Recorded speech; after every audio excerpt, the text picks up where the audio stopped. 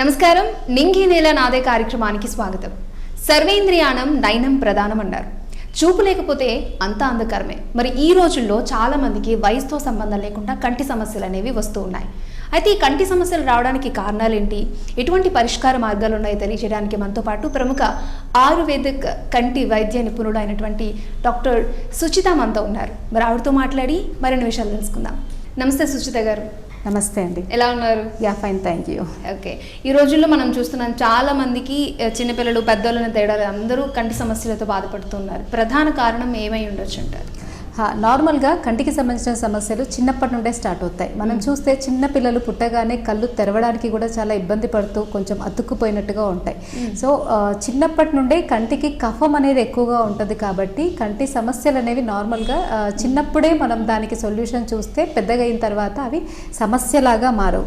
So దానికోసమే మన ట్రెడిషన్లోనే పుట్టిన పిల్లలకి కాటుక అనేది పెట్టడం అలవాటుగా పెట్టేవాళ్ళు. ఒక్కొక్క ఏరియాలో ఒక్కొక్క టైప్ ఆఫ్ కాటుక ఏదైనా కావచ్చు. దానివల్ల కొంచెం కంటి నుండి వాటర్ రావడం వల్ల కంటిలో ఉన్నటువంటి కఫం పోవడము అండ్ కళ్ళు ఫ్యూచర్లో హెల్దీగా ఉండడానికి అది స్టార్టింగ్ ప్రివెంటివ్ ప్రొసీజర్ అనమాట. సో దాన్ని మనం ఈ రోజుల్లో కంప్లీట్గా మానేసాం కాబట్టి ఇప్పటి పిల్లల్లో దాదాపుగా ఒక 40-50 ఇయర్స్ నుండి ఉన్న వాళ్ళ జనరేషన్లోనే ఐ ప్రాబ్లమ్స్ అనేవి మనం చాలా ఎక్కువగా చూస్తున్నాం. సో బేసిక్గా ఇది మెయిన్ రీజన్. అంటే ఇంట్లో తయారు చేసిన కాటుక, అంటే ఐటెక్స్ కాటుకలు అట్లాంటివి కాదు. సో మనం ఈ రోజుల్లో అందరూ అవే కదండి వాడుతున్నారు. లేదు, నార్మల్గా పెద్దవాళ్ళు ఇంట్లో కాటుక తయారు చేసేవాళ్ళు. మామూలుగా బేబీ డెలివరీ అవుతుంది అన్నప్పుడే పిల్లలకి పెట్టడం కోసము ఆముదంతో చేసిన కాటుక అండ్ నెయ్యి బాదంతో చేసే కాటుక, పొడపత్రి ఆకు రసంతో చేసే కాటుక చాలా ఊర్లలో ట్రెడిషన్, అది కంపల్సరీ ఆ కాటుకలు పెట్టేవాళ్ళు.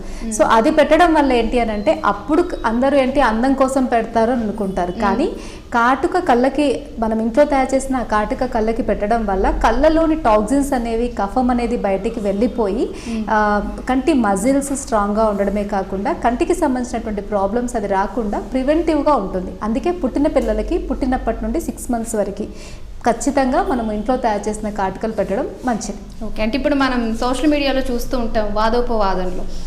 చిన్నపిల్లలకి కాటుకు పెట్టకూడదని కొంతమంది, పెట్టాలి అని కొంతమంది. సో ఈ క్లమ్జీనెస్ని ఏమంటారు? యాక్చువల్గా దేనికైనా కూడా అంటే మనము ప్రీవియస్గా చూసుకుంటే అంటే ఇంతకుముందు వాళ్ళందరూ కాటుక పెట్టుకున్నారు కదా, అంటే మన అమ్మమ్మలు వాళ్ళందరూ కాటుక పెట్టుకున్న వాళ్ళే. సో వాళ్ళని చూస్తున్నాం. మన మదర్స్ వీళ్ళందరూ కాటుక పెట్టుకోలేదు. వీళ్ళని ఒకసారి మనం కంపేర్ చేసుకుంటే వాళ్ళకి ఏం ఎక్కువ హెల్త్ ఇష్యూస్ అంటే కంటికి సంబంధించి మాట్లాడుకుంటే ఏం ప్రాబ్లమ్స్ రాలేదు, కానీ ఇప్పటి వాళ్ళకి ఎక్కువ వస్తున్నాయి. ఇప్పటి వాళ్ళు అట్లీస్ట్ మన మదర్స్ ఏజ్ వాళ్ళన కొంత కంటి ప్రాబ్లమ్స్ ఒక 40s 50s చూస్తున్నారు. కానీ ఇప్పటి పిల్లలు అంటే ఈ జనరేషన్లో ఉన్న పిల్లలు అయితే ఎవరిని చూసినా థర్డ్ ఇయర్ 4th ఇయర్ వీళ్ళకి కూడా కంటికి అద్దాలతోనే చూస్తున్నాం. అంటే మెయిన్గా కాటుకనే 100% సొల్యూషన్ అని చెప్పను, కానీ కంటికి సంబంధించినటువంటి సమస్యలు రాకుండా ఉండాలి అన్న దాంట్లో ఆయుర్వేద గ్రంథాల్లో ఈ కాటుక పెట్టుకోవడం వల్ల కంటికి సంబంధించిన సమస్యలని మనం ప్రివెంట్ చేయగలుగుతాము అని చెప్పబడింది. కాబట్టి దాన్ని బేస్ చేసుకొని నేను కంటికి కాటుక పెట్టుకోవడం వల్ల కళ్ళు ఆరోగ్యంగా ఉంటాయని చెప్తున్నాను. ఓకే, ఇప్పుడు ఆయుర్వేదంలో చాలా రకాల మెడిసిన్స్ ఉన్నాయి. సో మీరు అంటే చాలా రేర్ అని చెప్పొచ్చు ఆయుర్వేదంలో కంటికి వైద్యం చేయడం కానీ మందులు ఇవ్వడం కానీ. సో మీరు కోర్స్ చేసేటప్పుడు కానీ మీకు అనిపించిందా, నేను ఇది ఎందుకు ఎంచుకున్నాను, ఫ్యూచర్లో అవకాశాలు ఎలా ఉంటాయో తెలియదు అని చెప్పి? తప్పకుండా అనిపించింది. అంటే ఇది నేను ఫస్ట్ సెలెక్ట్ చేసుకున్నప్పుడు ఇక్కడ మనకి హైదరాబాద్లో కావచ్చు, ఏపీ తెలంగాణలో అంత ఆయుర్వేదిక్ ఐ హాస్పిటల్స్ ఏమీ లేవు. సో దీనికి అసలు నేను చదివేటప్పుడు అసలు కంటికి ట్రీట్మెంట్స్ అసలు ఆయుర్వేదంలో ఉంటాయా అన్న డౌట్ నాకు కూడా ఉండేది.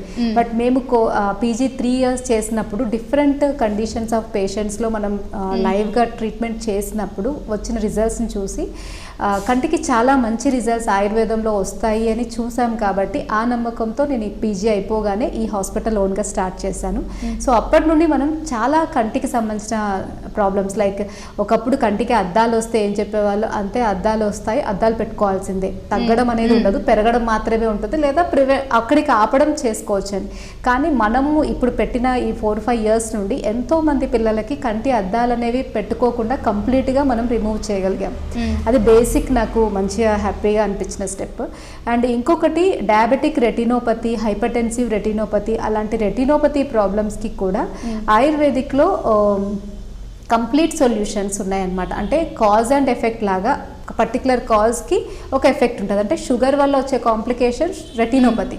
కానీ దానికి వేరే సిస్టమ్ ఆఫ్ మెడిసిన్స్లో లేజర్స్ లేకపోతే కొన్ని సర్జరీస్ అట్లా ఉన్నవి అవన్నీ కూడా టెంపరీ బ్లాక్, అంటే అయిన ప్రాబ్లంకి వాళ్ళు అక్కడ సొల్యూషన్ పెడతారు. కానీ మనం ఏంటంటే అసలు ఆ ప్రాబ్లం ఎందుకు వచ్చింది అన్న దగ్గర నుండి మనం ట్రీట్మెంట్ స్టార్ట్ చేస్తాం కాబట్టి టెంపరీగా దాన్ని అప్పటికప్పుడు ఆపాలి అండ్ పర్మనెంట్గా మళ్ళీ రాకుండా ఉండడానికి ఆ కాజ్ అనేది పోయే ట్రీట్మెంట్ చేస్తాం కాబట్టి వాళ్ళకి రిపీటెడ్గా రాకుండా మనం కళ్ళు చాలామందికి కంటిని కాపాడగలుగుతున్నాం. వాళ్ళ కళ్ళు అనేవి పోకుండా మనం ఆయుర్వేదిక్ ట్రీట్మెంట్స్ ద్వారా కాపాడగలుగుతున్నాం. సో డయాబెటిక్ పేషెంట్స్ ప్రస్తావన తీసుకొచ్చారు కాబట్టి ఈ రోజుల్లో డయాబెటిక్ రెటినోపతి అని కూడా అంటూ ఉన్నారు, దానివల్ల వచ్చే సమస్య. సో డయాబెటిక్ రెటినోపతిని డయాబెటిక్ పేషెంట్స్లో మనం ఏ విధంగా డయాగ్నోస్ చేయొచ్చు అంటారు? నార్మల్గా షుగర్తో బాధపడే ప్రతి ఒక్కరూ కూడా ఒక 10 years దాటిన తర్వాత రెగ్యులర్ ఐ చెకప్స్ చేసుకుంటే మంచిది. ఎందుకంటే డయాబెటిక్ రెటినోపతి అనేది చాలా స్లోగా, అంటే మనకేం తెలియకుండా ఎటువంటి పెయిన్, ఎటువంటి నొప్పి, ఏం సిమ్టమ్స్ అనేవి బయటికి కనిపించవు స్టార్టింగ్ స్టేజెస్లో. లోపల ఎంతో కొంత డ్యామేజ్ అయిన తర్వాత, ఆ డ్యామేజ్ అయిన తర్వాత మనకి వాళ్ళకి చూపులో బ్లర్గా కనిపించడం, చూసే ఫీల్డ్ ఆఫ్ విజన్ అంటాం. అంటే మనం ఎంత దూరం మనం చూస్తామో దాన్ని ఫీల్డ్ ఆఫ్ విజన్ అంటాం. ఆ ఫీల్డ్ ఆఫ్ విజన్లో కొంత పార్ట్ నల్లగా కనిపించడం, బ్లర్రీగా కనిపించడం అండ్ డిమ్గా కనిపించడం అలా ఉంటాయన్నమాట. సో అట్లా ఉన్నప్పుడు అప్పుడు మనకి డాక్టర్ దగ్గరికి వస్తారు. సో అలాంటి కండిషన్స్లో వచ్చినప్పుడు ఆల్రెడీ వాళ్ళకి కొంత డ్యామేజ్ అనేది అయిపోయి ఉంటుంది. సో అలా కాకుండా వాళ్ళు ముందే, అంటే ఈ షుగర్తో బాధపడుతున్న వాళ్ళు ఒక 10 years దాటిన తర్వాత ఎవ్రీ ఇయర్ అనేది ఐ హాస్పిటల్కి వెళ్ళి చెక్ చేయించుకుంటూ ఉంటే ఫండస్ ఫోటో తీస్తాం. అప్పుడు మనకి రెటీనా యొక్క స్టేట్ తెలుస్తుంది. అంటే ఏమైనా బ్లడ్ వెసల్స్ డ్యామేజ్ అయ్యాయా, బ్లీడింగ్ అవుతుందా అనేది మనం చూసుకుంటాం. కాబట్టి మళ్ళీ ఒకవేళ వచ్చేటట్టుగా ఉంటే ముందే వాళ్ళకి మనం ట్రీట్మెంట్స్ ఇచ్చినట్టయితే కంప్లీట్గా వాళ్ళకి చూపుకు సంబంధించి ఎటువంటి ప్రాబ్లం రాకుండా మనం ప్రివెంట్ చేయొచ్చు. ఓకే, పిల్లల్లో వచ్చే కంటి సమస్యలు ఎన్ని రకాలుగా ఉండొచ్చు అంటే? పిల్లల్లో నార్మల్గా మనం రెగ్యులర్గా చూసేవి ఇప్పటి టైంలో అయితే ఎక్కువ స్క్రీన్ టైం పెరిగింది వాళ్ళకి కూడా. కాబట్టి కళ్ళు ఎర్రపడడం చాలా కామన్. ప్రతి పిల్లలకి, చిన్నపిల్లలు ఇంట్లో ఉన్న వాళ్ళందరూ చూసే కామన్ ప్రాబ్లం ఇది, కళ్ళు ఎర్రపడడం అండ్ ఎక్కువసేపు చూడడం వల్ల కళ్ళ నుండి వాటర్ కారడం అండ్ ఇంకా అలాగే మనం పొడిగించినట్టయితే కంటికి అద్దాలు రావడం. ఈ 3 పిల్లల్లో మనం ఈ రోజుల్లో కామన్గా చూస్తున్నటువంటి ఐ ప్రాబ్లం. సో దీనికి కంటి ఎరుపులప్పుడే మనం మంచి ట్రీట్మెంట్ ఇచ్చినట్టయితే ఇది సబ్సిక్వెంట్గా ముందుకెళ్ళి అద్దాల సమస్య వరకు రాకుండా ఉంటుంది. సో కంటికి ఎరుపులుగా ఉన్నప్పుడే మనం ఏం చేయాలి అంటే, పిల్లల్లో ఏముందిలే ఈవినింగ్ అయితే రెడ్గా అవుతున్నాయి అని అనుకోకుండా కొంచెం కొన్ని ఇంట్లోనే చేసుకునేవి కొన్ని ఉంటాయి. సో అవి మనం చేసుకున్నట్టయితే అలాంటివి రాకుండా అండ్ సబ్సిక్వెంట్గా ముందు స్టేజెస్కి వెళ్ళి సైట్ ప్రాబ్లం దాకా అవి వెళ్లకుండా ఉంటాయి. ఓకే, సో పెద్దవాళ్ళలో అంటే ఈ రోజుల్లో ఫోన్స్, ట్యాబ్స్, కంప్యూటర్ ముందు కూర్చొని ఎక్కువసేపు వర్క్ చేస్తూ ఉన్నారు చాలామంది. ఆటోమేటిక్గా వాళ్ళకి కళ్ళు ఎఫెక్ట్ అవుతాయి స్క్రీన్ టైం ఎక్కువ అవడం వల్ల. సో వాళ్ళల్లో ఎటువంటి ప్రాబ్లమ్స్ వస్తాయి? నార్మల్గా ఎవరైనా కూడా చూసే చూపు అనేది బ్రైట్ ఆబ్జెక్ట్స్ మనం చూస్తాం. అంటే నార్మల్ డే లైట్లో చూస్తే ఎంతసేపు చూసినా ఏం ప్రాబ్లం ఉండదు. కానీ మనం ఎప్పుడైతే ఫోన్స్, ల్యాప్టాప్స్, టీవీస్, స్క్రీన్స్ ఎక్కువ చూస్తూ ఉంటామో దాంట్లో నుండి ఒక బ్రైట్నెస్ ఉంటుంది. సో ఆ బ్రైట్నెస్ అనేది ఎక్కువసేపు చూడడం కంటికి మంచిది కాదు. అది ఒక విషయము. అండ్ ఇంకొకటి, మనం దేనైనా చూసినప్పుడు కాన్స్టాంట్గా చూడడం వల్ల, సో కళ్ళు కాన్స్టాంట్గా చూడడం వల్ల స్ట్రెయిన్ అవుతాయి. ఇప్పుడు మామూలుగా ల్యాప్టాప్ ముందు వర్క్ చేసే వాళ్ళని మీరు అబ్జర్వ్ చేస్తే వాళ్ళు రెప్ప వేయడం అనేది చాలా రేర్గా ఉంటుంది. ఎందుకంటే వాళ్ళ పర్టికులర్ పనిలో వాళ్ళు ఉంటారు కాబట్టి దాని మీదనే కాన్సన్ట్రేషన్ ఉంటుంది కాబట్టి. సో దానివల్ల కంటికి ఏమవుతుందంటే ఎక్కువ స్ట్రెయిన్ అవుతూ ఉంటుంది. మాయిస్ట్ అనేది, ఇప్పుడు మనం కన్ను రెప్ప వేసినప్పుడు కంట్లో ఉన్న లిక్విడ్ అనేది, మాయిస్ట్ అనేది మనకు వస్తుంది. ప్రాపర్గా కన్ను ఫంక్షన్కి అది హెల్ప్ అవుతుంది. బట్ ఎప్పుడైతే మనము ఈ టీవీలు ఎక్కువ ఇంట్రెస్టింగ్ ఉన్న మూవీస్ అట్లా చూసినప్పుడు వాళ్ళు కాన్స్టాంట్ గేజ్ ఉంటుంది కాబట్టి దాని మీద, సో దానివల్ల వాళ్ళు కళ్ళు అనేది స్ట్రెయిన్ అవుతుంది. ఇంకొకటి, బ్రైట్ ఆబ్జెక్ట్స్ చూడడం వల్ల కళ్ళు స్ట్రెయిన్ అవుతాయి. సో ఆబ్వియస్గా సాఫ్ట్వేర్ వాళ్ళు అయినా లేదా సిస్టమ్ ముందు వర్క్ చేసే వాళ్ళైనా ఎక్కువసేపు చూడడం వల్ల కళ్ళు స్ట్రెయిన్ అవుతాయి. సో దానికి మనం ప్రికాషన్గా ఆయుర్వేదిక్లో కొన్ని మెడిసిన్స్ ఉంటాయి, కొన్ని ట్రీట్మెంట్స్ ఉంటాయి. వాటిని వాళ్ళు ప్రివెంటివ్గా, అంటే కంటి ప్రాబ్లమ్స్ రాకముందే అవి వాడుతూ ఉన్నట్టయితే కంటికి ఎటువంటి ప్రాబ్లమ్స్ రాకుండా వాళ్ళు కంప్లీట్గా కాపాడుకోవచ్చు, ఎప్పటికీ కాపాడుకోవచ్చు. అవి ఏమంత కష్టంగా కూడా ఉండవు. నార్మల్ ఇప్పుడు మనకి దొరికే రిఫ్రెష్ ఐ డ్రాప్స్ ఇవి ఎలా అయితే లుబ్రికేట్ చేస్తాయో, ఆయుర్వేదిక్లో దొరికే డ్రాప్స్ కూడా కంటిని లుబ్రికేట్ చేయడంతో పాటు కన్నును కూడా స్ట్రాంగ్ చేస్తాయి. ఓకే, అంటే నార్మల్గా ఇంగ్లీష్ మెడిసిన్తో పోల్చుకుంటే ఆయుర్వేదిక్ మెడిసిన్ చాలా స్లో అని అంటారు. సో ఆ స్లో ప్రాసెస్కి ఏమో మన వాళ్ళు ఎక్కువగా ఇంట్రెస్ట్ చూపిస్తూ ఉండరు. సో స్లో ఎందుకు ఉంటుందంటారు ఈ మెడిసిన్ ఎఫెక్ట్? అలా ఏముండదు, అది ఒక అపోహ మాత్రమే అనుకోవచ్చు. ఆయుర్వేదిక్స్లో అలోపతి ఫాస్ట్ అట్లా ఏమీ కాదు. కాకపోతే కొన్ని కండిషన్స్లో ఇప్పుడు మనకి యాక్సిడెంట్స్ అయ్యాయి లేదా ఇంజురీ అయ్యాయి, సో ఆ టైంలో సర్జరీ అనేది చేస్తాము. అది ఇమీడియట్గా చేయాలి. అక్కడ వెంటనే మనకి ఆ సిస్టమ్ ఆఫ్ మెడిసిన్ ఇప్పుడు చాలా అందుబాటులో ఉన్న సిస్టమ్ కాబట్టి దాన్ని ఆఫ్ చేసుకోవడంలో తప్పలేదు. కానీ ఈ నార్మల్ ప్రాబ్లమ్స్కి అంటే లైక్ డే టు డేలో వచ్చే రెడ్నెస్ కావచ్చు, కంజంక్టివైటిస్, వాటరింగ్, సైట్, ఇవన్నిటికీ సేమ్ ఉంటుంది. అంటే మనకేమి స్లో యాక్షన్ అనేది ఏమి ఉండదు. దాని కాజ్ని బట్టి అంటే ఒకవేళ అది మజిల్స్ వీక్ అవ్వడం వల్ల వచ్చిన ప్రాబ్లం అయితే కొంత మజిల్స్ టైట్ అవ్వడం అనేది టైం తీసుకుంటుంది. ఎలా అయితే ఇప్పుడు మనకి బోన్ విరిగింది అనుకోండి, ఫాస్ట్ అయిపోతుంది అని చెప్పేసి వెంటనే నడవలేరు కదా. ఒక 2 months ఎలాగూ బోన్ హీల్ అవ్వడానికి టైం పడుతుంది, అప్పుడే వాక్ స్టార్ట్ అవుతుంది. అదేవిధంగా అలా టైం పట్టే కేసెస్కి ఆయుర్వేదిక్లో అలా స్లోగా ఉంటుంది. కానీ ఇన్ఫెక్షన్స్కి, రెడ్నెస్కి, వాటన్నిటికీ సేమ్ 2 to 3 daysలో ఎలా అక్కడ తగ్గుద్దో ఇక్కడ కూడా అలానే తగ్గుతుంది. మరి ఎందుకు అలాంటి అపోహ వచ్చింది అంటారు స్లో ఆయుర్వేదిక్ మెడిసిన్ అనేది? ఎందుకు అంటే చాలా వరకు ఆయుర్వేదిక్లో మనం ఇంత ముందు కాలంలో లాంగ్ టర్మ్ డిసీజెస్కే వాడేవాళ్ళం. లైక్ పెరాలసిస్కి కావచ్చు, మోకాల నొప్పులకు కావచ్చు, అట్లా ఆస్తమా కావచ్చు. విసిగి అలోపతి సిస్టమ్ ఇంకా వద్దు, ఇంకా ఇందులో ఏం లేదు అనుకున్న వాళ్ళే ఇది వాడేవాళ్ళు కాబట్టి, అండ్ ఆ డిసీజెస్ నార్మల్గానే మనకి టైం తీసుకునే డిసీజెస్ కాబట్టి స్లోగా ఉంటుంది. అండ్ ఇంకొకటి ఏంటంటే ఇప్పుడు మనం యాంటీబయాటిక్స్ ఇవన్నీ చూసుకుంటే ఇవన్నీ టెంపరీ బ్లాక్స్ అన్నమాట. అంటే ఇప్పుడు ఏదన్నా పర్టికులర్ పర్టికులర్ వైరస్ వచ్చింది, దాన్ని ఇమ్మీడియట్గా బ్లాక్ చేయాలి ఒక 1-2 daysకి. అది కంప్లీట్ బ్లాక్ కాదు. సో 1-2 daysకి బ్లాక్ చేయాలి అని అనుకున్నప్పుడు మనం యాంటీబయాటిక్స్ బయట వాడతాం. అలాగే ఆయుర్వేదిక్లో కూడా అట్లా టెంపరీ బ్లాక్స్ లాగా ఉండే మెడిసిన్స్ కూడా మనకి వర్క్ అవుతాయి. కాకపోతే ఈ సిస్టమ్ ఆఫ్ మెడిసిన్ని అట్లాంటి అంటే తొందరగా తగ్గే ప్రాబ్లమ్స్కి వాడకుండా అది మాత్రమే కంటిన్యూగా ఉండింది కాబట్టి ఆ అపోహ వచ్చింది. అదే ఒక 100 years బ్యాక్ ఉన్నప్పుడు అలోపతి లేనప్పుడు ఆయుర్వేదమే వాడేవాళ్ళు, అందరికీ ఆయుర్వేదంలోనే తగ్గేది, అండ్ అందరూ హెల్దీగానే ఉన్నారు కదా. అప్పుడు అలాంటి ప్రాబ్లం ఏమి అంటే ఎవరు ఫేస్ చేసినట్టు మనకేమీ తెలియదు కదా, అంటే స్లోగా ఉండి ప్రాబ్లం అయ్యింది అని. బట్ ఈ సిస్టమ్ వచ్చిన తర్వాత ఇవన్నీ కూడా టెంపరీ. బట్ టెంపరీగా బ్లాక్ చేయడం అనేది లాంగ్ టర్మ్లో చేస్తే అది సబ్సీక్వెంట్గా ఇంకా పెద్ద డిసీజెస్కి కారణమవుతుంది. ఇప్పుడు మీరు అన్నట్టుగా ఆయుర్వేదం ఎందుకు స్లో, అలోపతి ఎందుకు ఫాస్ట్ అన్న దాంట్లో ఇప్పుడు అలోపతిలో పారాసిటమాల్ని ఒకవేళ మనం కంటిన్యూస్గా వేస్తే ఫీవర్ అప్పటికప్పుడు కంట్రోల్ అవుతుంది, కానీ అది తర్వాత లివర్ మీద చాలా పెద్ద డ్యామేజ్ని తీసుకొస్తుంది. అందుకే ఇప్పుడు మనం చూసే పెద్ద డిసీజెస్కి కారణము మనం షార్ట్ రూట్ ఎంచుకొని షార్ట్ పీరియడ్లో తగ్గించుకోవడానికి చూడడం వల్ల ఇప్పుడు మనం చూసే పెద్ద డిసీజెస్ అనేవి అందరూ కూడా సఫర్ అవుతున్నారు. ఓకే, సో ఆయుర్వేదం ఈ మరింత జనాల్లోకి వెళ్ళాలంటే ఎటువంటి కార్యక్రమాలు చేస్తే అవగాహన పెరుగుతుంది అంటారు? నార్మల్గా ఆయుర్వేదం అనేది మన ట్రెడిషన్లో ఒక అంటే ముందు నుండి వచ్చినటువంటి ఒక వైద్య విధానం. సో దాన్ని నార్మల్గా అర్థం చేసుకొని అండ్ అలవాటు చేసుకుంటే, అండ్ ఒకసారి అలవాటు అయ్యింది అంటే ఆ సిస్టమ్ ఆఫ్ మెడిసిన్స్ అలవాటు అయ్యిందంటే వాళ్ళకి ఇంకా ఏమంటారు వేరే సిస్టమ్ ఆఫ్ మెడిసిన్స్ అవసరం అంత ఉన్నట్టు కూడా అనిపించదు. సో దాన్ని ఎక్కువ పెంచాలి అంటే ఎక్కువ డాక్టర్స్ ఎక్కువ ప్రాక్టీస్ చేయాలి, అండ్ దానివల్ల ఎక్కువ జనాలు అనేది అర్థమవుతుంది కాబట్టి వాళ్ళు వాడతారు. సో ఈ రోజుల్లో క్విక్గా యాక్షన్ కావాలనుకున్న వాళ్ళు ఉన్నారు, లేదు మన ఆరోగ్యం ఇంకొంచెం కొన్ని రోజులు బాగుండాలంటే ఆయుర్వేదం వాడాలి అనుకున్న వాళ్ళు కూడా ఉన్నారు. నా ప్రకారం ఏంటి అంటే సరైన అవగాహన లేకపోవడం వల్ల ఎక్కువ మంది అంటే అట్లా ఆలోచిస్తున్నారు.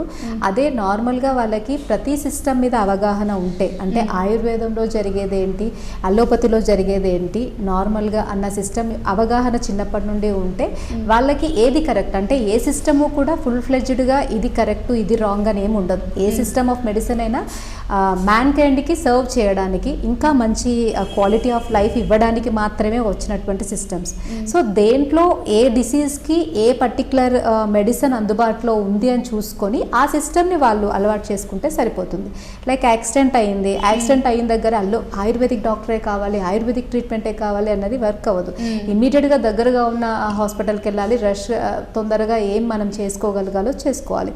అప్పుడు వచ్చినటువంటి అంటే పాలసీ కావచ్చు, యాక్సిడెంట్ యాక్సిడెంట్ వల్ల ఏదైనా కాలు చచ్చిపడిపోవచ్చు, లేదా యాక్సిడెంట్ వల్ల ఏదైనా మెమరీ లాస్ ఉండొచ్చు, ఇంకా డిఫరెంట్ కైండ్స్ ఆఫ్ ఇంకా ప్రాబ్లమ్స్ ఉంటాయి. అప్పుడు ఆ సిస్టంలో ఇంకా ఏం అవకాశం కూడా ఉండదు, చేయడానికి కూడా పాసిబిలిటీ ఉండదు. అలాంటప్పుడు ఖచ్చితంగా you have to choose alternative medicine or ఇంకేం సిస్టమ్ ఉందనేది సెలెక్ట్ చేసుకోవాలి.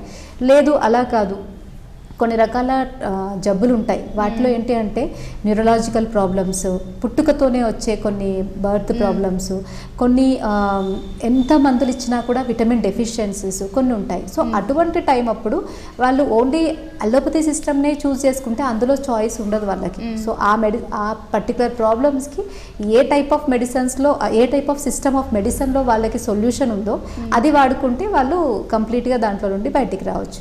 కాకపోతే ఏ సిస్టంలో అయినా ఏ జబ్బుకైనా మంచి సొల్యూషన్సే ఉంటాయి. కానీ మనకిప్పుడు ఇవన్నీ అందుబాటులో ఉన్నాయి కదా, అంటే ఆయుర్వేదం, అల్లోపతి, యునాని, న్యాచురోపతి ఇవన్నీ అందుబాటులో ఉన్నప్పుడు వాళ్ళ పర్టికులర్ ఏరియాలో ఏది అందుబాటులో ఉంది, వాళ్ళ బాడీకి ఏది సూట్ అవుతుంది, అండ్ వాళ్ళ జబ్బుకు ఎందులో సొల్యూషన్ ఉంది, కొంచెం అవగాహన పెంచుకొని సెలెక్ట్ చేసుకుంటే కంప్లీట్గా మంచి సొల్యూషన్ వాళ్ళు పొందొచ్చు.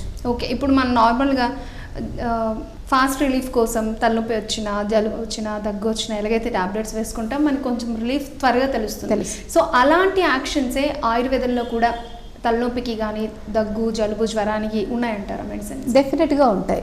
యాక్చువల్గా ఏంటి అని అంటే అదే మీకు చెప్పేది, నార్మల్గా తలనొప్పి ఉందనుకోండి, జస్ట్ ఎగ్జాంపుల్ తలనొప్పి తీసుకుంటే, తలనొప్పి అనేది అసిడిటీ వల్ల, అంటే టైంకి సరైన ఫుడ్ తీసుకోకపోవడం వల్ల కొంతమందికి వస్తుంది. కొంతమందికి సైనసైటిస్, అంటే మొత్తం కఫం అనేది ముక్కుల్లో పేరుకుపోవడము, సైనసెస్ ఏరియాస్, ఫ్రాంటల్ సైనస్, మ్యాక్సిలర్లో పేరుకుపోవడం వల్ల తలనొప్పి వస్తుంది. కొంతమందికి కాన్స్టిపేషన్ వల్ల, మోషన్ ఫ్రీ లేకపోవడం వల్ల గ్యాసెస్ పైకి నెట్టబడతాయి కాబట్టి తలనొప్పి వస్తుంది. కొంతమంది స్ట్రెయిన్ అవ్వడం వల్ల, ఓవర్ స్ట్రెయిన్, కన్నుతో బాగా కంటితో ల్యాప్టాప్స్ చూడడం, ఫోన్ చూడడం, ఎక్కువ కంటికి స్ట్రెయిన్ అవ్వడం వల్ల ఆ నరాలు వీక్ అయి తలనొప్పి వస్తుంది. సో అన్నిట్లలో కూడా అల్లోపతిలో చూసుకుంటే జస్ట్ ఓన్లీ పెయిన్ కిల్లర్ వేసుకుంటే సరిపోతుంది, ఆ తలనొప్పి తగ్గిపోతుంది. సో ఇమీడియట్గా తగ్గిపోతుంది. మీరు అన్నట్టుగా హాఫ్ అన్ అవర్ టు దాని యాక్షన్ 1 అవర్లో స్టార్ట్ అవుతుంది, అండ్ ఇట్ టెన్స్ 6 అవర్స్ తర్వాత మళ్ళీ స్టార్ట్ అవుతుంది. బట్ ఆయుర్వేదిక్లో మనం ఏం చేస్తాము, ఇది కాజ్ ఫస్ట్ పేషెంట్ హిస్టరీ తీసుకున్న తర్వాత, ఒకవేళ అసిడిటీ దానివల్ల వచ్చిందైతే వాళ్ళకి కంప్లీట్గా వాళ్ళ లైఫ్ స్టైల్ కొంచెం చేంజ్ చేసుకోమని చెప్తాము, అండ్ టైంకి తినమని చెప్తాము. కాన్స్టిపేషన్ వల్ల వచ్చిన దానికైతే కాన్స్టిపేషన్ రిలీవ్ చేయడానికి లాక్సేటివ్ మెడిసిన్ ఇస్తాము. సైనసైటిస్ దానివల్ల వచ్చింది అయితే కొంచెం కఫాన్ని కరిగించేటటువంటి మెడిసిన్ ఇస్తాము. సో ఇది ఒక 1 అవర్లో పనిచేయకపోవచ్చు, ఇది 1-2 డేస్లో పనిచేయచ్చు, కానీ ఒక్కసారి తగ్గిందంటే మళ్ళీ రాదు. ఓకే, అంటే ఇప్పుడు మీరు మైగ్రేన్, సైనసైటిస్ గురించి మాట్లాడారు కదా. సో మైగ్రేన్ ఉన్న వాళ్ళకి కళ్ళు కూడా చాలా పెయిన్ వస్తాయి, ఆ ఏరియా కూడా చాలా పెయిన్గా ఉంటుంది. మైగ్రేన్కి కంటికి ఉన్న సంబంధం ఏంటి? నార్మల్గా మన కన్ను మీద 2 సైనసెస్ ఉంటాయి, మ్యాక్సిలరీ ఏరియాలో 2 సైనసెస్ ఉంటాయి. సో ఈ సైనసెస్ అనేవి ఫ్లూయిడ్తో నిండిపోతాయి. నార్మల్గా సైనసైటిస్ అన్నప్పుడు కఫంతో నిండిపోతాయి. సో ఆ నిండిపోవడం వల్ల అవి కంటి మీద ప్రెషర్ని, యాక్చువల్గా అవి ఏంటంటే హ్యాలో స్పేసెస్, బ్రెయిన్లో మనకి అవి హ్యాలో స్పేసెస్ అనమాట. సో అవి ఎప్పుడైతే ఈ కఫంతో నిండిపోతాయో, ఎయిర్తో నిండి ఉండాల్సినవి ఎప్పుడైతే ఈ లిక్విడ్స్తో నిండి ఉంటాయో, ఆ ప్రెషర్ మనకి కంటి మీద పడుతుంది. కాబట్టి సైనసైటిస్ ఉన్న వాళ్ళకి ఎవరికైనా కూడా ఈ ఏరియాస్ ముట్టుకుంటే పెయిన్ ఉంటుంది, అండ్ కిందికి తల వంచితే బరువుగా అనిపిస్తుంది. ఆ ఫ్లూయిడ్ యొక్క ఎఫెక్ట్ అంతా కన్ను మీద పడుతుంది కాబట్టి వాళ్ళకి స్లోగా కంటికి సంబంధించిన ప్రాబ్లమ్స్ వస్తాయి. అండ్ కొంతమందికి ఈ సైనసెస్ అన్ని ఫిల్ అయ్యి చెవికి సంబంధించిన నరాల మీద కూడా ఎఫెక్ట్ పడి స్లోగా వాళ్ళ వినికిడి శక్తి కూడా తగ్గుతుంది అలా. అండ్ కొంతమందికి కొన్ని రకాల ఇన్ఫెక్షన్స్ బ్రెయిన్ వరకు కూడా స్ప్రెడ్ అవుతాయి. సో ఇలా మల్టిపుల్గా మనకి స్ప్రెడింగ్ అనేది ఉంటుంది. సో మీరు అడిగినట్టు సైనసైటిస్లో ఖచ్చితంగా కంటికి సంబంధించి వాళ్ళకి లాంగ్ స్టాండింగ్లో ఐ మీద దాని బ్యాడ్ ఎఫెక్ట్ అనేది ఉంటుంది. సో ఎటువంటి ఎఫెక్ట్ పడుతుంది అంటారు ఐ మీద? చిన్నపిల్లల్లో అయితే ఫ్రీక్వెంట్గా కాఫ్ కోల్డ్ వచ్చే పిల్లలకి ఇమీడియట్గా సైట్ వచ్చే ఛాన్స్ ఉంటుంది. అండ్ పెద్దవాళ్ళల్లో అయితే చాలామందికి బ్లర్ అవ్వడము, కొంచెము ఎక్కువసేపు చదివిన వీక్గా అనిపించడము, అండ్ దగ్గరి చూపుది సంబంధించిన ప్రాబ్లం తొందరగా రావడము, ఇలాంటివి ఉంటాయి. సో ఇది సైట్కి సంబంధించిన ప్రాబ్లమ్సే మెయిన్గా వస్తాయి. ఎక్కువ రేంజ్ అంటే సైనసైటిస్ చాలా ఎక్కువ ఉంది అలాంటి వాళ్ళకి ఒక కళ్ళు కొంచెం రెప్పలు వాలిపోయినట్టుగా ఉంటాయి, అంటే రెప్ప పైకి వెళ్ళిపోకపోవడం, అంటే మనం కన్ను తెరిచి చూసినప్పుడు మన నల్లగుడ్డు కొంతనే కవర్ అవుతుంది. సో వాళ్ళకి ఏంటంటే హాఫ్ వరకు కవర్ అయిపోతుంది, అంటే కళ్ళు రెప్పలు వాలిపోతాయి. సో ఎందుకంటే ఆ మజిల్ వీక్ అవుతుంది. ఆ మజిల్ వీక్ అవడానికి రీజన్ ఈ క్రానిక్ సైనసైటిస్లు ఇవి అన్నమాట. ఓకే, సో డయాబెటిక్ పేషెంట్స్ కళ్ళ మీద ఎఫెక్ట్ పడకుండా ఉండాలంటే ఎటువంటి జాగ్రత్తలు తీసుకోవాలి? నార్మల్గా షుగర్లో షుగర్ యొక్క నేచరే ఒక్కొక్క ఆర్గాన్ మీద దాని టాక్సిన్స్ అనేవి, దాని టాక్సిక్ ఎఫెక్ట్స్ వల్ల ఒక్కొక్క ఆర్గాన్ అనేది డ్యామేజ్ అవుతుంది. అందుకే మనకి షుగర్ వచ్చిన వాళ్ళలో కరోనరీ ఆర్టరీ నార్మల్గా కార్డియాక్ అరెస్ట్లు ఎక్కువ ఉంటాయి, బ్రెయిన్ స్ట్రోక్స్ ఎక్కువ ఉంటాయి, కిడ్నీలో నెఫ్రోపతీస్ ఎక్కువ ఉంటాయి, అండ్ న్యూరలాజికల్గా డయాబెటిక్ న్యూరోపతి ఇవన్నీ కూడా ఉంటాయి. సో ఇవన్నీ మనకి రాకుండా ఉండాలి అంటే ఫస్ట్ షుగర్ని న్యాచురల్ వేలో కంట్రోల్ చేసుకోవాలి. అంటే షుగర్ రాగానే ఒక ట్యాబ్లెట్ మెట్ఫార్మినా గ్లిమిప్రైడా వేసుకున్నాం అండ్ మళ్ళీ మనం ఇష్టం ఉన్నట్టుగా తింటున్నాం, ఇష్టం ఉన్నట్టుగా చేస్తున్నామంటే దానివల్ల ఏమవుతుందంటే టెంపరీగా ఆ మెడిసిన్ అనేది జస్ట్ ఆ బ్లడ్లో ఉన్నటువంటి గ్లూకోజ్ లెవెల్ని మాత్రమే అది రెగ్యులరైజ్ చేయగలుగుతుంది. కానీ వేరే ఆర్గాన్స్కి అంటే నార్మల్గా బాడీలో ఉన్న ఆర్గాన్స్కి వెళ్ళాల్సినటువంటి గ్లూకోజ్ వెళ్ళకపోవడం వల్ల జరిగే డ్యామేజ్ని అది స్టాప్ చేయలేదు. అందుకే ఇప్పుడు ఎరాలో మనం చూస్తే ఎంతోమంది షుగర్ మెడిసిన్ని ఎంతో ఖచ్చితంగా, అంటే డబ్బులు ఉంటాయి వాళ్ళ దగ్గర, టైం ఉంటుంది, కరెక్ట్గా డాక్టర్స్ దగ్గర వెళ్ళి చెక్ చేయించుకుంటారు, పీరియాడిక్గా మంచిగా మెయింటైన్ చేసినా వాళ్ళు ఎండ్ స్టేజ్ ఎట్లా అవుతుందంటే కాంప్లికేషన్స్తో ఎండ్ అవుతున్నారు. Like diabetic retinopathy, diabetic neuropathy.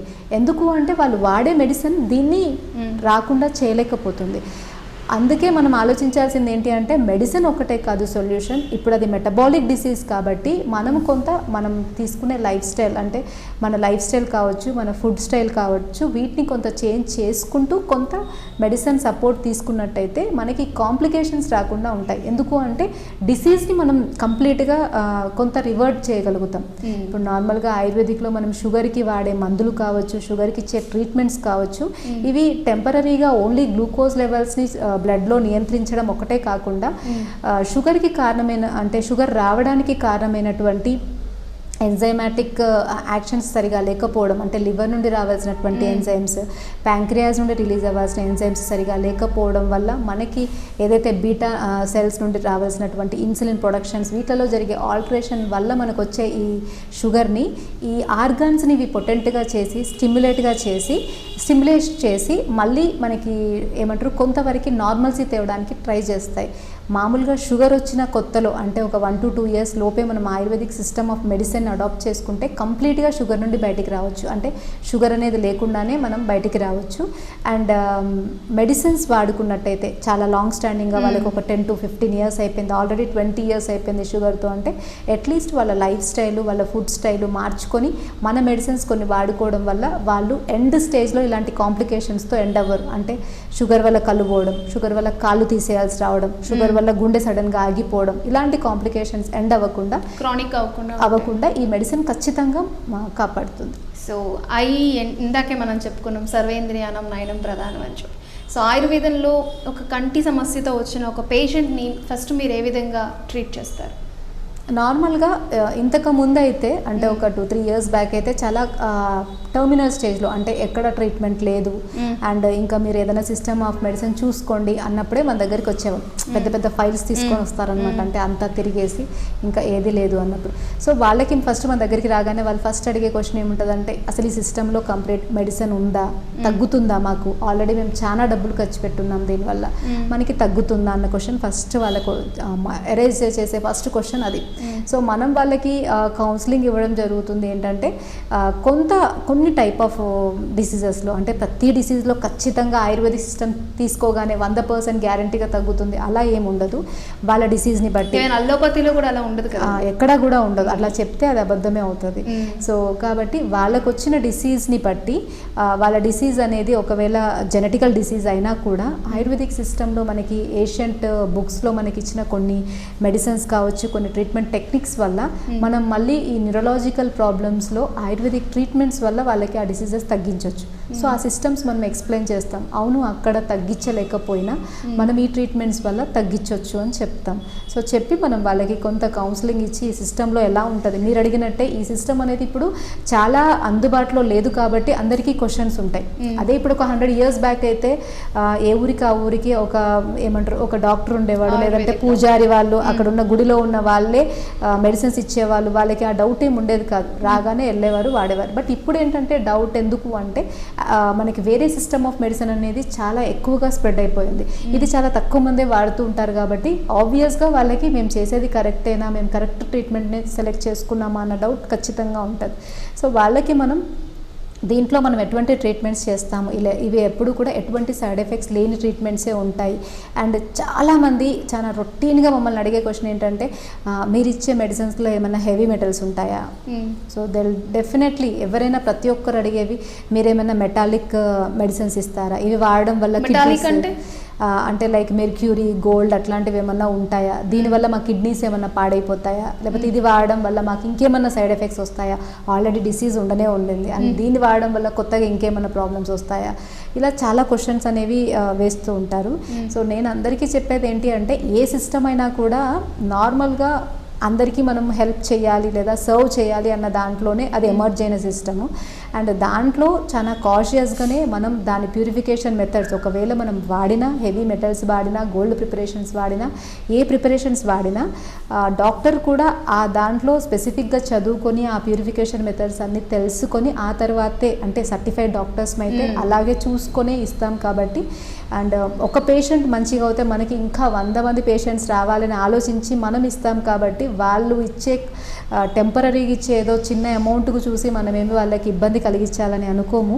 So అలా మనం చెప్పేసి వాళ్ళకి మంచి సొల్యూషన్ ఇవ్వడానికే మనం ట్రై చేస్తాము అన్నది మనం ఎక్స్ప్లెయిన్ చేస్తాం.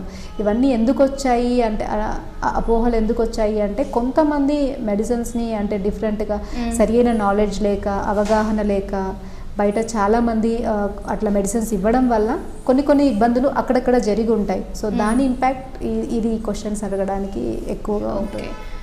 ఓల్డ్ ఈజ్ గోల్డ్ అని అంటారు కదా, ఇప్పుడు చాలా ఫుడ్లో కానీ మన లైఫ్ స్టైల్లో కానీ కొంచెం చేంజెస్ మనం గమనిస్తూ ఉన్నాం. పాత పద్ధతులను ఇప్పుడు అవలంబిస్తూ ఉన్నారు. సో ఆయుర్వేదం కూడా ఆ విధంగానే ఇంకా స్ప్రెడ్ అవుతుందని అనుకోవచ్చా ఈ రోజుల్లో? డెఫినెట్గా. ఎందుకంటే ఇప్పుడు మనం చూస్తున్నట్టయితే ఇప్పుడు మొన్న వచ్చిన కరోనా కావచ్చు, సో ఇట్లా పాండమిక్గా వచ్చే డిసీజెస్ అన్నిట్లలో కూడా చాలా మందిలో ఇది అంత సక్సెస్ఫుల్ అవ్వలేకపోయి చాలామంది ఇబ్బంది పడ్డారు. సో అప్పుడు అందరికీ అర్థమైంది ఏంటి అని అంటే ఒక సిస్టమ్ ఆఫ్ మెడిసిన్ ఎప్పుడు కూడా కంప్లీట్ సొల్యూషన్ ఇవ్వలేదు. అండ్ ఆల్రెడీ మన ట్రెడిషన్లో ఇది ఉంది, ప్రూవెన్. అంటే ఇదేమి మనమే ఫస్ట్ వాడట్లేదు లేదా మన మీదనే దీని మీద ఏమి ప్రయోగాలు జరగట్లేదు. ఆల్రెడీ మన ఏషియన్ ఉన్న వాళ్ళు, మన తాతలు ముత్తాతలు అందరూ కూడా ఇదంతా వాడి ఈ రకమైన ఆహారపు అలవాట్లను ఎంచుకొని వాళ్ళు హెల్దీగా ఉన్నారు. సో ఇది ప్రూవెన్ అయింది. కాబట్టి కాకపోతే మధ్యలో డిఫరెంట్ సిస్టమ్ ఆఫ్ మెడిసిన్ రావడం వల్ల, అది ఈజీగా ఉండడం వల్ల అండ్ అది కొంచెం అంటే మనకి వేసుకోవడానికైనా వాడడానికైనా చాలా షార్ట్గా అండ్ ఈజీగా ఉండడం వల్ల మనం కొన్ని రోజులు దాన్ని డిఫరెంట్ రూలింగ్ సిస్టమ్స్ అంటే బ్రిటిషర్స్ రూల్ చేయడం వల్ల అట్లాంటి వాటి వల్ల ఇది కొంత పక్కకి వెళ్ళిన బాట వాస్తవమే. కానీ దీన్ని మనం కరెక్ట్గా యూటిలైజ్ చేసుకున్నట్టయితే అన్ని క్రానిక్ డిసీజెస్గా చెప్పబడే అన్ని డిసీజెస్లో దీనికి పర్మనెంట్ సొల్యూషన్స్ ఉంటాయి. అంటే టెంపరీ సొల్యూషన్స్ కాకుండా కొంచెం కష్టపడితే పర్మనెంట్ సొల్యూషన్స్ ఉంటాయి. సో నార్మల్గా ఆయుర్వేదిక్ మెడిసిన్ వాడితే మన ఫుడ్లో చాలా చేంజెస్ చేసుకోవాలి, చాలా పథ్యంగా ఉండాలి అని చాలామంది అంటూ ఉంటారు. దానికి అలా ఉండలేకనే చాలామంది మెడిసిన్ వేసుకోరు. సో ఏమంటారు దాని గురించి? కరెక్టే. అంటే నార్మల్గా ఏంటి అంటే ఆయుర్వేదం సిస్టమ్ ఎట్లా చెప్తుందంటే, ఇప్పుడు ఒక బాబుకి చాలా కఫం పెరిగిపోయింది, అంటే వాటర్లో పెరగడం వల్ల, చల్లగాల్లో బాగా తిరగడం వల్ల కఫం పెరిగిపోయింది. సో చాలా ఫ్లమ్ ఉంది, లంగ్స్లో ఉంది అండ్ మామూలుగా సైనస్ ఫ్లూయిడ్స్లో ఉంది. సో వాళ్ళకి ఏంటంటే ఇప్పుడు అలోపతి సిస్టమ్ ఆఫ్ మెడిసిన్స్లో వెళ్తే జస్ట్ ఒక అనాల్జెసిక్ అండ్ యాంటీబయాటిక్ ఇస్తారు, అన్నీ తినొచ్చు అని చెప్తారు. బట్ మనం జనరల్గా ఆలోచిస్తే మనం తినే ఫుడ్ అండ్ ఎన్విరాన్మెంట్, మనం ఎక్స్పోజ్ అయ్యే ఎన్విరాన్మెంట్, మనం తినే ఫుడ్ మీదనే మన బాడీ డిపెండ్ అయి ఉంటుంది. అంటే మన ఆహారం ఏ రకంగా ఉంటుందో మన బాడీ అనేది ఆ రకంగా ఫామ్ అవుతుంది. సో ఎప్పుడైతే మనకి ఆ ఫుడ్ వల్ల, ఆ ఎన్విరాన్మెంట్ వల్ల పర్టికులర్ ప్రాబ్లం వచ్చినప్పుడు మనం దాంట్లో కొంచెం స్లైట్ చేంజెస్ చేసుకోవడం వల్ల మనం ఇంకా తొందరగా హెల్తీగా అవుతాం. సో కాబట్టి అందుకోసం చేంజ్ చేసుకోమని చెప్తాం. ఆల్రెడీ నీ బాడీలో చాలా కష్టం. అది జస్ట్ మైండ్ సైకాలజీ. అంటే కొంత మనము దాన్ని కరెక్ట్గా అర్థమయ్యేటట్టుగా చెప్తే ఈజీగా అర్థం చేసుకోగలుగుతారు. అంటే ఇప్పుడు మీకు ఇంతకుముందు చెప్పినట్టుగా ఎప్పుడైతే మనం కొంచెం చేంజెస్ చేసుకుంటామో లైఫ్లో, అది పర్మనెంట్ సొల్యూషన్ అవుతుంది. రిపీటెడ్గా జలుబు దగ్గొచ్చి నెబులైజేషన్ వరకు వెళ్ళి పిల్లల్ని హడావుడిగా తీసుకెళ్ళి అవన్నీ చేసే బదులు ఒక 2-3 డేస్ జాగ్రత్తగా వాళ్ళని కొంచెం ప్రికాషనరీగా పథ్యం ఫుడ్ పెట్టడం వల్ల ఇంకా వాళ్ళు అంటే కంప్లీట్గా నార్మల్, బ్యాక్ టు నార్మల్కి వచ్చేస్తారు. సో అది బెస్ట్. అండ్ అలా అని చెప్పేసి అంటే ఏమంటారు, స్ట్రాంగ్ పథ్యాలు, కఠినమైన పథ్యాలు ఏమీ ఉండవు. ఒక డిసీజ్డ్ స్టేటస్లో ఉన్నప్పుడు ఆల్రెడీ బాడీ కొంత ఇమ్యూనో కాంప్రమైజ్ అయినప్పుడు ఏదైతే వాళ్ళని హెల్దీగా ఉంచుతుందో అటువంటి ఫుడ్ ఇవ్వడమే కరెక్ట్ తెలివైన ఆలోచన. అంతే కదా, ఇప్పుడు మీకు బాగాలేదు, మీరు కొంతసేపు రెస్ట్ తీసుకుంటే ఇంకా ఎనర్జెటిక్గా స్ట్రాంగ్గా వర్క్ చేయగలుగుతారు. అలా కాకుండా అలానే కంటిన్యూ చేయడం వల్ల ఇంకా ఎనర్జీ డ్రాప్ అవుతూ ఉంటుంది. సో అలా మనం కొన్ని చెప్తాము, కానీ అది చేయకపోయినా మందులు వర్క్ అవుతాయి, చేస్తే ఇంకొంచెం ఫాస్ట్గా అవుతుంది. ఓకే డాక్టర్, ఆయుర్వేదం అంటేనే ఒకలా చూస్తారు. అలాంటిది మీరు ఒక ఫైన్ ఏరియాలో ఈ ఆయుర్వేదిక్ హాస్పిటల్ దట్టు కళ్ళకి స్పెషలిస్ట్ అని చెప్తున్నారు. సో ఈ హాస్పిటల్ స్పెషాలిటీస్ ఏంటి? నార్మల్గా నేను ఆయుర్వేదిక్లో ఎంఎస్ ఆప్థమాలజీ చేశాను. సో స్పెషల్గా కంటి మీదనే నాది 3 years కూడా చేశాను. సో ఆ చేస్తున్న టైంలోనే ఎన్నో కేసెస్ సక్సెస్ఫుల్గా అవ్వడం వల్ల ఖచ్చితంగా ఇది అందరికీ అందుబాటులోకి రావాలి అని చెప్పేసి ఈ హాస్పిటల్ అనేది ఎస్టాబ్లిష్ చేశాం. సో అప్పటి నుండి ఇప్పటి వరకు కూడా కంటికి సంబంధించినటువంటి అన్ని సమస్యలకి మన దగ్గర చాలా వరకు శాశ్వత పరిష్కారం అనేది మనం ఇవ్వగలుగుతున్నాం. సో దాంట్లో మెయిన్గా మీరు 100% అష్యూరెన్స్ ఇస్తారా? అంటే ఆ ప్రాబ్లం 100% అష్యూరెన్స్ ఇవ్వగలిగే ప్రాబ్లం అయితే ఇస్తాము, లేదా దాంట్లో కొన్ని లిమిటేషన్స్ ఉన్న వాటికైతే ఇవ్వలేము. సో ఇప్పుడు చిన్నపిల్లలకి అప్పుడే కంటి ప్రాబ్లం వచ్చింది, 100% మనం ఖచ్చితంగా వాళ్ళకి తగ్గించగలుగుతాం. సో అలా మనం మెయిన్గా ఎక్కువ ఫోకస్ చేసే కంటి ప్రాబ్లమ్స్ మన హాస్పిటల్లో different types of ayurvedic panchakarma treatments, కంటికి చేసే స్పెషల్ ట్రీట్మెంట్స్ అంటారు, నేత్రక్రియ కల్పాసు, అండ్ కంటి మీదనే మనం మెడిసిన్స్ ఇక్కడే ప్రిపేర్ చేపిస్తాం. అండ్ అవన్నీ కూడా కంటి మీద పనిచేయడానికే మనం తెప్పించి మా ఓన్గా ప్రిపేర్ చేపిస్తాం. ఎందుకంటే అవి మార్కెట్లో అవైలబుల్గా ఉండవు కాబట్టి మనం కంటి మీద పనిచేసే మెడిసిన్స్ స్పెషల్గా ప్రిపేర్ చేస్తాం. సో అలా చేసిన మెడిసిన్స్, ఆ ట్రీట్మెంట్స్, వీటన్నిటి వల్ల మనం సక్సెస్ఫుల్గా ట్రీట్ చేసే డిసీజెస్ మెయిన్గా ఈ మధ్యలో అయితే చిన్నపిల్లల్లో వచ్చే కంటి ప్రాబ్లమ్స్, అన్ని రకాల కంటి ప్రాబ్లమ్స్, అండ్ పెద్దవాళ్ళలో అయితే క్యాట్రాక్ట్స్, రెటినోపతీస్ ఇంతకుముందు అనుకున్నట్టుగా, అండ్ గ్లకోమా, వీటిల్లో మనకి మంచి సొల్యూషన్స్ ఇస్తున్నాము. అండ్ ఇంకా genetical disorders like retinitis pigmentosa, అంటే స్లోగా వాళ్ళకి చూపు మొత్తం పోతుంది, అండ్ వేరే సిస్టంలో దానికి ఎటువంటి మెడిసిన్ లేదు. సో వాటికి మనం స్టార్టింగ్లోనే వస్తే చాలా వరకు వాళ్ళ చూపును మళ్ళీ తేగలుగుతాం. అండ్ ఇంకా చూసుకుంటే ఎట్రోపిస్, కొన్ని రకాల నర్వ్స్ డీజనరేట్ అయిపోవడం వల్ల, ఎండిపోవడం వల్ల, కంటిలో మజిల్స్ అనేవి వీక్ అవడం వల్ల వాళ్ళకి చూపు అనేది పోతుంది. సో దాంట్లో కూడా మళ్ళీ మనకి ఆయుర్వేదిక్ సిస్టంలో రిజివినేషన్ అనేది చేసే ఛాన్స్ ఉంటుంది. సో మనము ఆ డిసీజెస్లో కూడా like optic atrophy, macular degeneration, and age related macular degeneration, వీటన్నిటిలో కూడా మనము మంచి సొల్యూషన్స్ అనేవి పేషెంట్స్కి ఇస్తున్నాము. కంప్లీట్గా తగ్గించలేకపోయినా అట్లీస్ట్ వాళ్ళ పనులు వాళ్ళు చేసుకునే స్థాయిలో అయినా వాళ్ళని ఉంచగలగడానికి ఈ సిస్టమ్ అనేది వాళ్ళకి డెఫినెట్గా ఉపయోగపడుతుంది. అంటే వేరే సిస్టంలో దీనికి మందు లేదు, ఇంకా ఇలానే మీ లైఫ్ అంతా ఇలానే ఉండాలి, జస్ట్ చెక్ చేసుకుంటూ వెళ్ళిపోవడమే అన్న మాట విన్నప్పుడు ప్రతి పేషెంట్ చాలా బాధ అనుభవిస్తారు. సో అలా వాళ్ళు బాధపడాల్సిన అవసరం లేదు. అలా వాళ్ళు విన్నప్పుడు డెఫినెట్గా వాళ్ళకి ఆల్టర్నేట్ సొల్యూషన్స్ మన దగ్గర ఉంటాయి. అండ్ వాళ్ళకి అందుబాటులో ఉన్న రేట్స్లోనే, వాళ్ళకి అందుబాటులో ఉన్న దాంట్లోనే మనం చేస్తాము. నార్మల్ పీపుల్ ఎఫర్ట్ చేయొచ్చు, నిజంగా అఫోర్డబుల్ లేని వాళ్ళకి మనం ఫ్రీగా కూడా చేస్తాము. సో జస్ట్ ఈ సిస్టమ్ ఆఫ్ మెడిసిన్ వాళ్ళు యూజ్ చేసుకుంటే వాళ్ళు ఆ బెనిఫిట్ పొందగలుగుతారు. అండ్ ఫైనల్లీ ఒక ఆరోగ్యమైనటువంటి కళ్ళు ఉండాలి అంటే ప్రతి మనిషికి ఎటువంటి హ్యాబిట్స్ ఉండాలి? ఆహారంలో కానీ, డైలీ రొటీన్లో కానీ?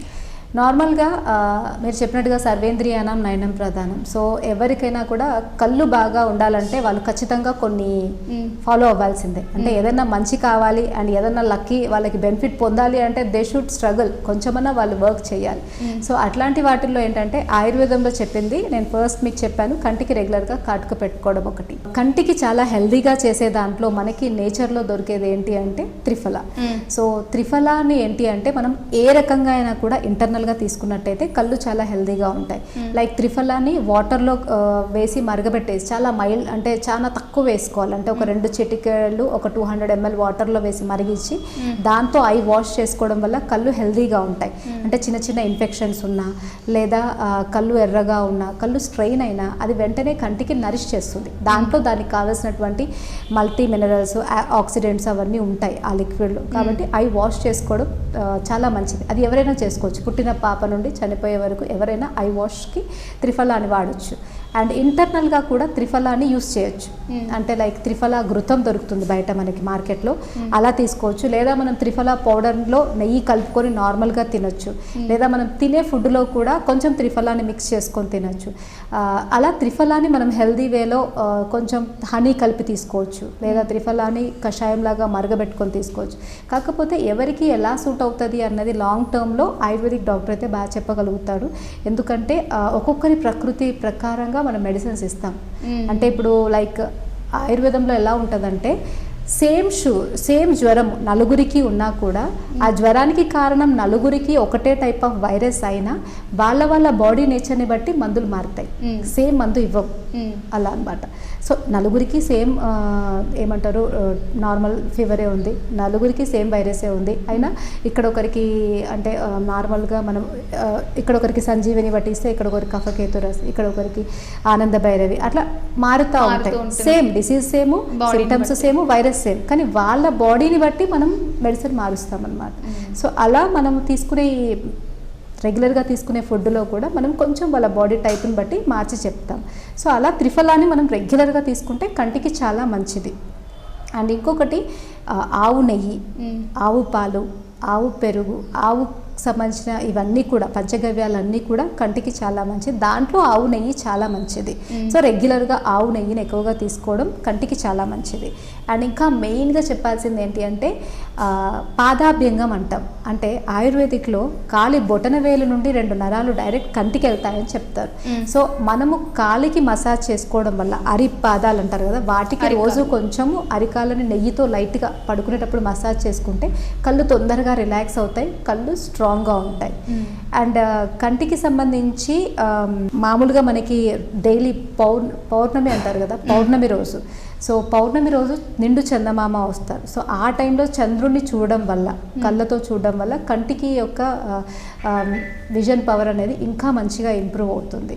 అండ్ చారుచర్య అని ఒక బుక్లో చెప్తాడు. దాంట్లో ఏంటి అంటే రోజు కూడా అన్నం తినగానే తినడం అయిపోయిన తర్వాత చేతులు కడుక్కుంటాం కదా, కడుక్కున్న తర్వాత ఆ నీటితో మనం కంటిని తుడుచుకోవాలి ఇట్లా. సో అలా చేయడం వల్ల కళ్ళు అనేవి తృప్తి నొందుతాయి అంటాడు. ఇంకా నోటి పుక్కిటి నిండా నీరు పెట్టుకొని మనం వాటర్ చేతిలో తీసుకొని కళ్ళు చిలకరించి కడుక్కోవాలి, అంటే స్ప్లాష్ చేసుకోవాలి. సో ఇది కన్ను కడిగే పద్ధతి, నార్మల్గా ఐ వాష్ చేసుకోవడం కాదు. సో నోటి నిండా పుక్కిటి నిండా నీటిని ఉంచుకొని మనం స్ప్లాష్ చేసుకొని అలా కన్ను కడగడం వల్ల అప్పుడు మనకి కళ్ళలో ఉన్నటువంటి ప్రతి నవ్వుకి కూడా కొంత స్టిమ్యులేషన్ జరుగుతుంది. సో సర్క్యులేషన్ పెరుగుతుంది. అలా ఐ వాష్ లైక్ మసాజ్, అలా ఐ వాష్ చేసుకోవాలి. సో ఈ 2 అండ్ నిండు పౌర్ణమి, ఎప్పుడు కూడా పౌర్ణమి వచ్చినప్పుడల్లా పైకి వెళ్ళి ఒకసారన్నా చంద్రుని అలా చూస్తూ ఉంటే కన్ను చూపు అనేది బాగా పెరుగుతుంది. సో ఇవి మనం చేస్తే రెగ్యులర్గా, ఇంకా చాలా చెప్పారు. సో అట్లీస్ట్ ఇవి చేసినా కళ్ళు చూపు అనేది మనం ప్రివెంట్ చేసుకోగలుగుతాం. And prevention is better than cure కదా. సో కళ్ళు అనేవి స్ట్రెయిన్ అవ్వకుండా చూసుకోవాలి. సో స్ట్రెయిన్ అవ్వకుండా చూసుకోవాలంటే కంటికి కొంత రిలాక్సేషన్ అవసరం. ఆ రిలాక్సేషన్ అనేది మనము కొంత ఐ ఎక్సర్సైజెస్లో పామింగ్ అంటాం. సో ఆ టెక్నిక్ వల్ల మనకు కొంత కళ్ళు రిలాక్స్ అవుతాయి. ఆ ఎక్సర్సైజ్ చేపిస్తాం నార్మల్గా కళ్ళు రిలాక్స్ అవ్వడానికి. ఎవరైతే సాఫ్ట్వేర్ పీపుల్, స్క్రీన్ టైం ఎక్కువ ఉన్న వాళ్ళకి ఈ ఐ ఎక్సర్సైజ్ చాలా అవసరము. ఈ ఐ ఎక్సర్సైజ్ వాళ్ళు చేసుకోవడం వల్ల కళ్ళకి సంబంధించినటువంటి ప్రాబ్లమ్స్ ఫ్యూచర్లో రాకుండా కంప్లీట్గా వాళ్ళు ప్రివెంట్ చేసుకోగలుగుతారు. Right, thank you so much doctor. ఆయుర్వేదం అంటే ఏంటి, దాని ప్రాముఖ్యతని ఏ విధంగా జనాల్లోకి వెళ్తుంది, ఏ విధంగా దాని ఇంపార్టెన్స్ ఉన్నదన్న విషయం, అలాగే కంటికి సంబంధించి ఎటువంటి జాగ్రత్తలు తీసుకోవాలి, ఇలాంటి విషయాలన్నీ కూడా వివరించి చెప్పినందుకు థ్యాంక్ యూ. ఓకే, చూసారు కదా, ఆయుర్వేదంలో కంటికి సంబంధించి ఎటువంటి సమస్య వచ్చినా ఎటువంటి పరిష్కార మార్గాలు ఉన్నాయో తెలుసుకున్నారు కదా. ఇది ఇవాళ మన నింగి నేల నాదే కార్యక్రమం. మరొక కార్యక్రమంలో మళ్ళీ కలుసుకుందాం. అంతవరకు సెలవు, నమస్కారం.